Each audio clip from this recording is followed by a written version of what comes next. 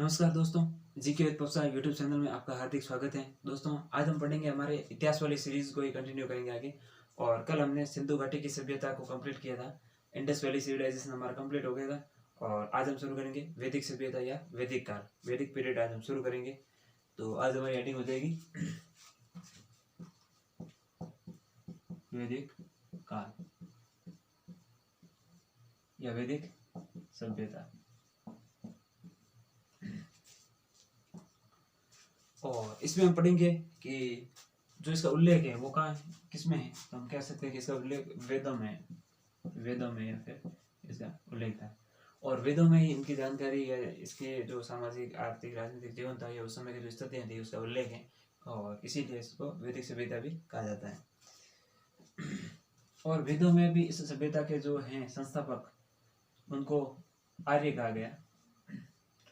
मतलब वैदिक सभ्यता के जो संस्थापक है या इस सभ्यता को इन्होंने विकसित किया है या फिर ये जो अपने मतलब पूरे विकास क्रम जो इसने तय किया इसने वो या फली फूलित हुई वो आर्य थे इसके संस्थापक। और फिर आर्यों के बारे में या इसका अर्थ होता है, अर्थ ये हो जाएगा जो कुल ये श्रेष्ठ कुल में जो पैदा हुआ, हम कह सकते हैं जो श्रेष्ठ कुल में पैदा हुआ, ये कह सकते हैं श्रेष्ठ कुल में उत्पन्न। और फिर ये कहा जाता कि ये उस आदर्श वाले व्यक्ति थे जो अच्छे आदर्श और नियमों का पालन करते थे और इस कारण इसको आर्य भी कहा जाता था। और ये सुसंस्कृत और उच्च, जैसे हम कह सकते हैं एक बार सुसंस्कृत और उच्च आदर्श वाले विचार वाले व्यक्ति थे, चरित्र वाले व्यक्ति थे। तो हम उसका उस हिसाब से कह सकते हैं कि आर्यों का ये अर्थ होता है। फिर आता है कि आर्यों का मूल स्थान या इसको लेकर भी काफी विद्वानों के अलग अलग मत है, उनको भी हम देख लेते हैं। तो हमारा हो जाएगा आर्यों का मूल स्थान। अब आर्य कहाँ से आए थे और ये जो वैदिक सभ्यता ये कैसे विकसित हुई इसके बारे में आगे हम पढ़ेंगे। तो यहाँ हो जाएगा आर्यों का मूल, आर्य किस मूल के थे या उसके बारे में। तो यहाँ हम कुछ विद्वानों के नाम लिखेंगे और उसके द्वारा मत किसने दिए तो वो भी हम लिखेंगे क्या क्या मत थे। यहाँ हम लिख देंगे विद्वान, ये तो हमारे इधर विद्वान हो जाएगा। और ये उनके द्वारा दिए गए मत कि भाई आर्य कहाँ से थे और ये किस क्षेत्र से थे। तो हमारा हो जाएगा जैसे दयानंद सरस्वती ने कहा था, पहला हम लिख सकते हैं दयानंद सरस्वती। तो स्वामी दयानंद सरस्वती जी ने कहा था कि ये कहाँ से थे आर्य, तिब्बत। ये विद्वान उनका मत हो गया। इस साथ में क्षेत्र के बारे में कह सकते हैं किस क्षेत्र से थे, तो ये क्षेत्र हो जाएगा। तो दयानंद सरस्वती ने कहा था ये तिब्बत से थे। फिर आते हैं हमारे दूसरे बीजी तिलक, बाल गंगाधर तिलक। और तिलक महोदय ने कहा था ये उत्तरी ध्रुव से आए थे। तो तिलक ने कहा था उत्तरी ध्रुव। आर्य कहाँ से आए थे, उत्तरी ध्रुव से। फिर हमारे तीसरा मैक्स मुलर, और मैक्स मुलर महोदय ने कहा था कि मैक्स मुलर ने कहा जो आर्य थे वो मध्य एशिया से आए थे, ईरान से, मध्य एशिया से आए। फिर हमारे एक और विद्वान है अविनाश चंद्र दास, हम ये कह सकते हैं अविनाश चंद्र दास। और इन्होंने कहा था कि जो आर्य हैं वो सप्त सिंधु प्रदेश से या सप्त सिंधु प्रदेश के ही थे। अब सप्त सिंधु प्रदेश का मतलब है जैसे पंजाब को कहा, पंजाब यानी कि 5 नदियों या 5 नदियों के दोआब वाला क्षेत्र पंजाब कहलाता है। इसी प्रकार 2 और नदियां शामिल हो जाती है उसमें, तो सप्त सिंधु यानी 7 नदियों का दोआबी क्षेत्र या 7 नदियों के किनारे विकसित क्षेत्र या सभ्यता उसको सप्त सिंधु के नाम से जाना जाता है इसको वैदिक सभ्यता में। तो अब दयानंद सरस्वती ने कहा कि भाई आर्य जो तिब्बत से थे, और तिलक महोदय ने कहा ये उत्तरी ध्रुव से आए थे, मैक्स मुलर ने कहा ये मध्य एशिया से आए थे, और अविनाश चंद्र दास ने कहा था कि ये सप्त सिंधु प्रदेश है। अब यहाँ से क्वेश्चन ऐसा भी पूछा जा सकता है, किसी एक का देख के 4 ऑप्शन दिए जा सकते हैं या फिर यही एक क्वेश्चन बना के सुमेलित रूप में पूछ लिया जाए तो ये अपने आप में इम्पोर्टेंट हो जाता है। और खास करके ये जो मध्य एशिया वाला जो तर्क है वो थोड़ा ऑथेंटिक माना जाता है या प्रमाणिक माना जाता है। हालांकि दूसरों के अपने मत है, लेकिन इसको थोड़ा ज़्यादा प्रमाणिक माना जाता है कि आर्य हैं जो मध्य एशिया से आए थे। अब और कोई प्रमाण जो आर्यों को सिद्ध करे कि आर्य मध्य एशिया से थे, तो अब देख रहे हैं और भी कोई। फिर आती है बोगस कोई अभिलेख। अभिलेख आता है बोगस कोई अभिलेख। तो ये अभिलेख क्या कहता है? अब सबसे पहले कब आया ये? या तो ये था 1700 ईसा पूर्व यानी कि BC। कहाँ मिला ये?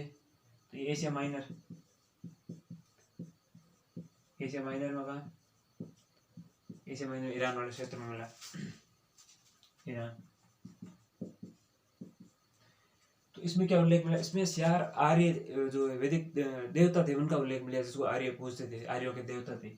और वो कौन से चार देवता थे? इंद्र, वरुण, मित्र और नास्तिक।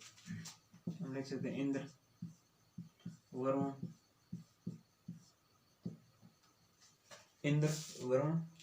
मित्र और नास्तिक। ये चार जो देवता थे इनका उल्लेख मिला। और कहा जाता था ये आर्यों के हैं जो चार देवता हुआ करते थे। तो ये कह सकते हैं कि चार ऋग्वेदिक कालीन आर्य देवता। तो ये कह सकते हैं चार ऋग्वेदिक कालीन आर्य देवता का उल्लेख है। और जिससे पता चलता है कि आर्य इन चार देवताओं को पूछे थे और यही जो चार देवता थे वो आर्यों के देवता थे। इसलिए कहा जा सकता है कि मैक्स मुलर ने जो मध्य एशिया का जो सिद्धांत दिया था या मत दिया था कि आर्यों की उत्पत्ति है वो मध्य एशिया से हुई, वो थोड़ी ज्यादा प्रमाणिक हो जाती है इसके आधार पर। और ये जो दिया था इसकी खोज हुई थी किसकी? बोगस कोई अभिलेख की। ये है तो अभिलेख 1700 ईसा पूर्व का, लेकिन इसकी खोज हुई 1907 में। और ये की थी ह्यूगो ने। ह्यूगो नाम का कोई अंग्रेजी इतिहासकार था, इसने पता लगा ह्यूगो कब? 1907 ईस्वी में। तो ये बोगस कोई अभिलेख है। कहीं और भी इसमें बारे में पूछा जा सकता है। या फिर ऐसा थोड़ा अगर देखा जाए तो PCS में थोड़ा लेवल बढ़ जाता है इसका, यानी कि RS में या किसी भी अदर स्टेट PCS एग्जामिनेशन में, या अगर UPSC प्री में पूछा जाए तो बोगस कोई अभिलेख क्वेश्चन देके चार उसके ऑप्शन दे दिए जाए, ऐसे या 1700 जगह 1500 या और कुछ लिख दिया जाए। और या इसकी या फिर या देवताओं में कोई कम ज्यादा करके एशिया माइनर की जगह कुछ और दे दिया, ऐसे करके मतलब क्वेश्चन सत्य असत्य में पूछा जा सकता है। अब आते हैं वैदिक सभ्यता का कार्यकाल कितना था या जो उसका पीरियड था उसको देख लेते हैं। तो वैदिक सभ्यता का जो क्या कह सकते हैं, वैदिक सभ्यता का जो कालक्रम था वो था 1500 से 600 ईसा पूर्व। अब वैदिक सभ्यता थी, ये भी दो भागों में विभाजित थी। हम कह सकते हैं एक हो सकती है वैदिक सभ्यता और दूसरी उत्तर वैदिक, या फिर पहला हम कह सकते हैं ऋग्वेदिक काल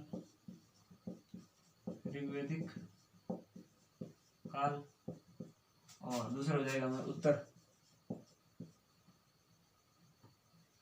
ऋग्वेदिक काल, या फिर यही लिखते हैं उत्तर वैदिक काल, केवल वैदिक काल।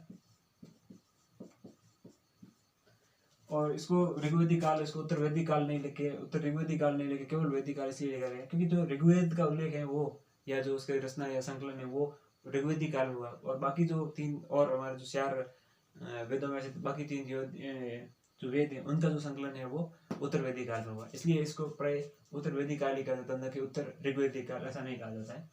तो ये हो जाएंगे हमारे दो भाग वैदिक सभ्यता के। फिर ऋग्वेदिक काल है, ये हो जाएगा हमारा 1500 से 1000 ईसा पूर्व तक का। और उत्तर वैदिक काल है वो यहाँ से शुरू हो जाएगा 1000 ईसा पूर्व से 600 ईसा पूर्व, 600 ईसा पूर्व तक ये हमारा आ जाएगा उत्तर वैदिक काल। इस प्रकार हम इसके आगे अब वैदिक साहित्य के बारे में पढ़ेंगे। तो वैदिक साहित्य में मतलब ऋग्वेदिक काल में जैसे हम पढ़ेंगे, ये तो वैदिक सभ्यता के दो भाग हो गए, ऋग्वेदिक काल और उत्तर वैदिक काल। और ये हम वापस हेडिंग डालते हैं ऋग्वेदिक काल की, ऋग्वेद, और वो है 1500 से 600 ईसा पूर्व। और हम इसमें पढ़ेंगे अब वैदिक साहित्य,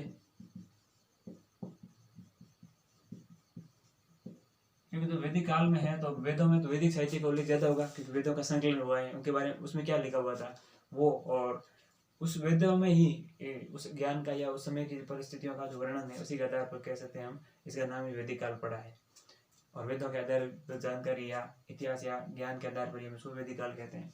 फिर यहाँ वेदों, तो यहाँ हो जाएंगे वेद, वैदिक साहित्य में भी सर्वप्रथम वेद देते हैं। और वेद का अर्थ होता है ये विद धातु से बना है, संस्कृति विद धातु से बना है। और इसका जो अर्थ है वो होता है ज्ञान का भंडार, ज्ञान राशि या फिर ज्ञान का भंडार, क्योंकि वायु राशि कहते हैं बड़ी मात्रा में या बड़ी जो घनत्व में वायु होती है, तो जब बड़े चक्रवात आते हैं तूफान सुनामी तो उसको वायु राशियाँ पढ़ा जाता है। और मानसून के समय वगैरह मानसून का दिन करते हैं जब कहते हैं कि वायु राशियाँ जब एक स्थान से या कम जो होता है वायुदाब से निम्न वायुदाब की ओर गति करती हैं, तो हम कह सकते हैं कि जो ज्ञान बड़ी मात्रा में है उसको ज्ञान राशि या ज्ञान भंडार भी कह सकते हैं। तो वेदों का अर्थ है जो ज्ञान और या फिर ज्ञान का भंडार या उससे ले सकते हैं। और इसके आगे हम वेदों में पढ़ेंगे कि वेदों की रचना, हम कह सकते हैं कि वेदों की रचना ये कैसे हुई कि ये अपुरुष थे। अपुरुष का मतलब क्या हो गया, वेदों के बारे में कहा जाता है अपुरुष। अपुरुष मतलब किसी पुरुष द्वारा लिखे हुए नहीं, लेकिन ये पीढ़ी दर पीढ़ी क्या ट्रांसलेट होते गए। मतलब जैसे मान लीजिए ए ने बी को सुनाया अगली पीढ़ी में, बी ने अगली पीढ़ी सी को सुना दिया। ऐसे कुछ चीजें होती हैं जो हम हमारे दादा परदादा से सुनते हैं, मतलब पिता दादा या किसी से सुनते हैं, और वो हैं वो भी अपने दादा पिता या पिता दादा से सुनते हैं। ऐसे करते करते वो ट्रांसफर आई हुई पीढ़ियों के दौरान आई हुई। उसी प्रकार ये जो वेद है मतलब किसी पुरुष द्वारा लिखे हुए नहीं है, बल्कि ये वो हो सकते हैं किसी पुरुष विशेष की रचना नहीं है, ये कह सकते हैं मतलब किसी पुरुष ने नहीं लिखे, बल्कि ये देवी ज्ञान है या फिर देवताओं द्वारा सृजित है, या ये कह सकते हैं। हालांकि इसका जो रचनाकार है वो वेद व्यास आते हैं तो उनको भी पढ़ेंगे हम, लेकिन वो कहा जाता है कि उन्होंने संकलन किया है, लेकिन जो इसकी रचना है वो मतलब पुरुषों ने नहीं किया, पुरुष है देवताओं ने की होगी। और इसको माना जाता है ये देवी अंश है, वेदों को देवी अंश भी माना जाता है कि इसमें देवताओं का अंश है, देवताओं का ज्ञान है, उसका लेंगे। फिर आता है वेदों का संकलन, हम इसी में लिखते हैं संकलन।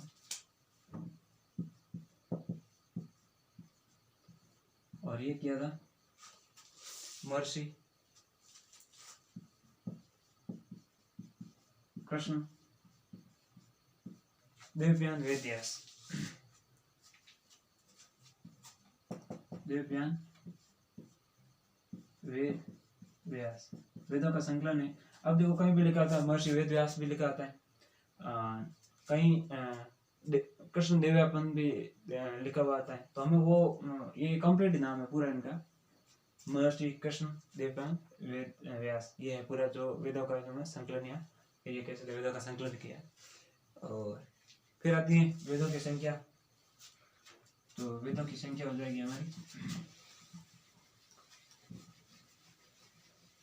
वेदों के 4 प्रकार हैं। तो यहाँ हम लिख देते हैं, वेद ही पढ़ रहे हैं तो हम यहाँ लिख सकते हैं संख्या, और संख्या में हो जाएंगे हमारे 4 वेद हैं। तो सबसे प्राचीन है वो ऋग्वेद, उसके बाद क्या है वो है यजुर्वेद, ऋग्वेद हो गया सबसे प्राचीन है, और दूसरा हो जाएगा यजुर्वेद, तीसरा हो जाएगा हमारा सामवेद, और 4 नंबर पे हमारा हो जाएगा अथर्ववेद। ये 4 प्रकार के हमारे वेद हैं। फिर हम देखेंगे कि पहले के ये जो तीन है वेद हैं, ये कह सकते हैं ऋग्वेद, यजुर्वेद और सामवेद, इसको वेद त्रय बोलते हैं, यानी कि वेद त्रय बोल सकते हैं हम, वेद त्रय या फिर त्रय, ये हो सकता है। तो इनको तीन वेदों के को एक साथ वेद त्रय के नाम से भी जाना जाता है। और ऋग्वेद का संकलन है वो ऋग्वेद, ये मतलब हम अभी पढ़ ही रहे हैं, ऋग्वेदिक काल में होगा। जबकि बाकी वाले तीन वेद हैं, जैसे यजुर्वेद, सामवेद, अथर्ववेद, इनका हम कह सकते हैं इनका जो संकलन हुआ वो हुआ है उत्तर वैदिक काल में, यानी कि वैदिक काल है, ऋग्वेदिक काल है, हम उसमें पढ़ेंगे तो वो पूरा जो हमारा है वो उसमें सिर्फ ऋग्वेद का ही उल्लेख है। और यजुर्वेद, सामवेद, अथर्ववेद है, इसमें उत्तर वैदिक काल की जो जानकारी है वो मिलेगी, क्योंकि इनका संकलन ही उत्तर वैदिक काल में हुआ है। फिर हम देख लेते हैं एक एक होकर के, ये ले लेते हैं ऋग्वेद कि मुख्य देश का विषय वस्तु क्या है या इसमें क्या किसी का उल्लेख है, तो हम पढ़ लेंगे ऋग्वेद।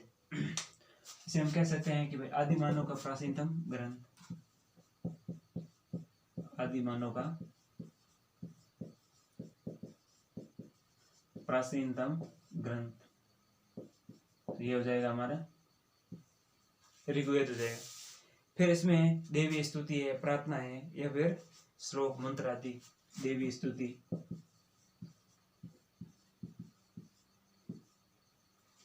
देवी है, ये कह सकते हैं देवी स्तुति, प्रार्थना, मंत्र आदि का इसमें उल्लेख है। ये पूछा जाए अगर ऋग्वेद ग्रंथ में से कौन सा विषय कौन सा है या किस सब्जेक्ट पे बना हुआ है, खास इसकी जो विषय वस्तु है वो हो जाएगी देवी स्तुति, प्रार्थना, मंत्र, ये आदि इसमें श्लोक आदि हो सकते हैं, हम और कह सकते हैं श्लोक, ये भी हो सकता है। और ऋग्वेद में इसके अलावा और जाएंगे कि अब इसमें ऋग्वेद के बारे में कहा जाए, इसमें जो मंडल है वो कितने हैं, तो ऋग्वेद के 10 मंडल हैं, और इसमें जो सूक्त हैं वो 1028 सूक्त हैं। और इसके बाद इसमें आते हैं कि ऋग्वेद के जो श्लोक हैं वो 10,562 हैं, कहीं 10,000 आपको मिलेंगे, 560 भी मिलेंगे। तो इसमें ऐसा कुछ है नहीं कि ऐसा कुछ का कंफ्यूजन वाला शायद क्वेश्चन आता ही नहीं है। और इफेक्ट के रूप में हम याद रख सकते हैं कि 10,562 इसमें श्लोक हैं और 1028 सूक्त हैं। तो ये ऋग्वेद के बारे में थोड़ा सा ब्रीफ हमने जाना है, इसके बाद और भी जानेंगे। तो आदि कह सकते हैं आदि मानव का प्राचीन ग्रंथ था, देवी स्तुति, प्रार्थना का उल्लेख था उसमें, मंडल इसमें 10 थे, सूक्त 1028 और श्लोक 10,562। अगला हमारा जो वेद है वो हो जाएगा यजुर्वेद, यानी कि दूसरा जो वेद है वो हो जाएगा यजुर्वेद।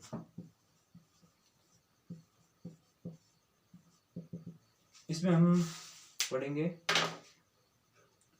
यज्ञ, हवन इत्यादि से संबंधित, इसकी विषय वस्तु जो है यज्ञ हो गया, हवन, ये इत्यादि किससे संबंधित है, ये यजुर्वेद से संबंधित है। और या फिर हवन क्रियाएं कह सकते हैं, कर्म कांड से संबंधित जो है, अगर कर्म कांड भी लिखा है तो वो अतिशोक्त नहीं होगा, ये भी इसकी विषय वस्तु है, ये इसका पर्याय है यज्ञ, हवन, कर्म कांड। और फिर ऋग्वेद में और जो है पढ़ने का ये गद्य और पद्य दोनों में भी, गद्य भी है पद्य भी है, यदि कविता भी है और आलेख, मतलब पद्य हो जाती कविता हो जाती है और गद्य हो जाएगा तो आलेख या पाठ के रूप में, तो गद्य और पद्य, और इसको संपू कहा जाता है, संपू काव्य कहा जाता है। तो ये संपू काव्य के रूप में है हमारा ऋग्वेद, सॉरी यजुर्वेद। और फिर इसकी दो शाखाएं हैं, दो शाखाएं, और दो शाखाएं कुछ इस प्रकार है। पहली हो जाएगी कृष्ण या शुक्ल, पहली हमारी हो जाएगी कृष्ण यजुर्वेद, और दूसरी है वो हो जाएगी शुक्ल यजुर्वेद। तो यजुर्वेद हो जाएगा यज्ञ, हवन, कर्म कांड से संबंधित जो इसकी है वो विषय वस्तु हो जाएगी, विषय हो जाएगा गद्य और पद्य दोनों में लिखे हुए संपू काव्य में। और दो इसकी शाखाएं हैं, कृष्ण वेद या कृष्ण यजुर्वेद या फिर शुक्ल यजुर्वेद। फिर हमारा आगे आता है अगला हमारा जो वेद है वो सामवेद।